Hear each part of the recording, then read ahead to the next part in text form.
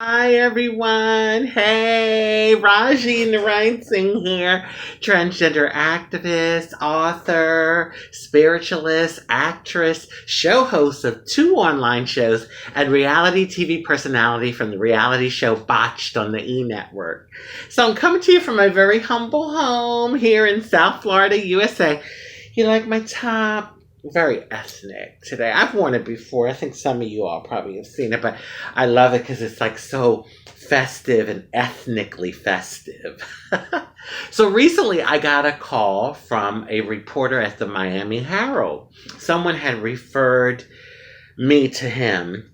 They're featuring, I guess, community people of color, and they wanted to get the transgender voice in the piece.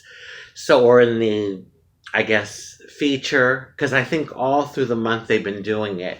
So, by the way, for those of you all who don't know, all of my international viewers, this is Black History Month here in our country, February. So, anyway, so they wanted me to talk about my blackness, my ethnicity, and me being a multiracial person.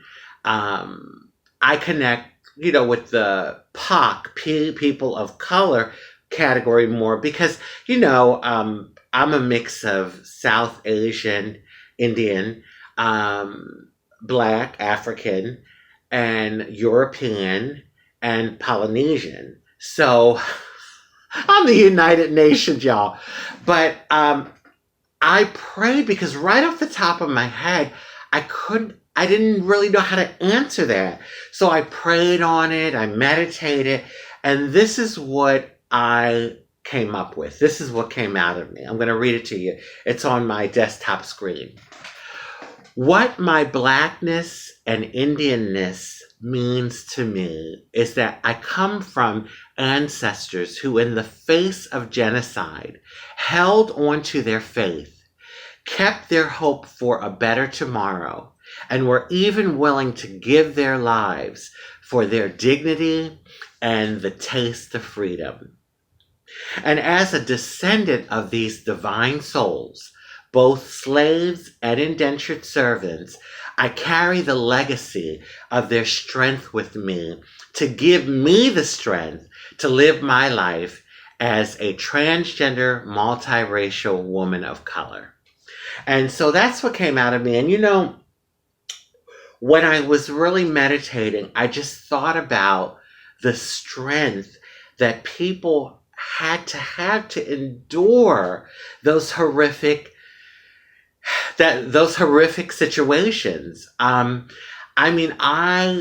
thought about Harriet Tubman, who was behind the Underground Railroad, and she escaped to freedom and then went back to help other slaves become free. I thought about my Indian ancestors who left on boats because of the British to be indentured servants and, all of that. But there's a poem or a writing of Harriet Tubman that really struck with me. And let me tell you, my heart breaks when I think of the pain that these people must have had to go through. And I don't take it for granted. It's been a while now. It's a long time ago, but we stand on the shoulders of the ancestors, and I don't take for granted that I can go into places, go into shops and restaurants that maybe 80 years ago I wouldn't have been able to, especially here in the south part of our country. So, I don't take those things for granted. But Harriet Tubman, and I can't say it word for word, verbatim, but I'm just going to give you the gist of what her writing was. This is one of the things she wrote. So she says, when you hear the dogs barking, keep going. When you hear the footsteps of them running behind you, keep going. When you're tired and you want to give up, keep going if you want to taste freedom. And, think about it. This woman had to walk in the woods from, I don't know what state she escaped from, but like when I went to the trans conference a year and a half ago, and we rode up 95 to DC, and I was thinking, God, slaves that were in Georgia had to walk from Georgia all the way up to, well, once you got past DC, then you were safe. A lot of them went to Philadelphia. Can you imagine, like, hot, tired, a lot of them barefoot in the woods running? I mean, God bless those souls, I tell you. And their lives and the suffering that they went through is not in vain. On that note, I want to wish everyone love, happiness, peace, good health, prosperity, and many wonderful blessings.